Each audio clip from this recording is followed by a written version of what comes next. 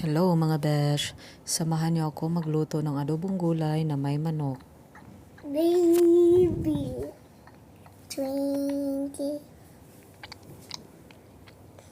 Naglagay lang ako dito ng mantika guys, at saka onion, garlic, at nilagay ko na din ang manok.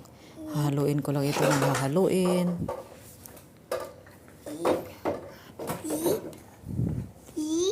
At pagkatapos kong mahalo ito is, pwede ko na ding isunod itong kamatis. Tapos haluin ko lang ito ng hahaluin.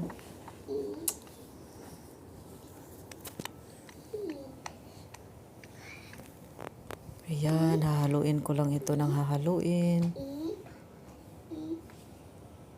Tapos isunod ko na itong sitaw. Haluin ko lang ito ng hahaluin. At nilagay ko na din ang talong. Hahaluin ko lang.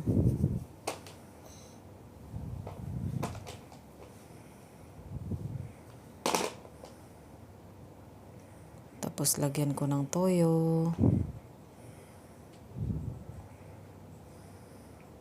At lagyan ko din ng tubig.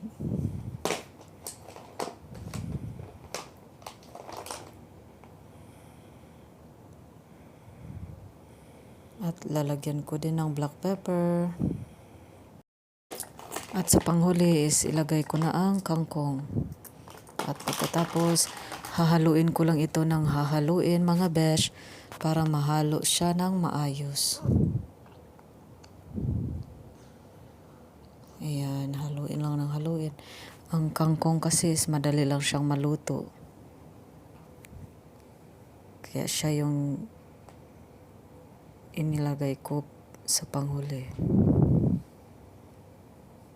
Ayan na, malapit na itong maluto. Kumukulo na siya. At pwede na itong iserve. Ayan, masarap na masarap ito at masustansya. Maraming salamat sa panonood. God bless you all. See you.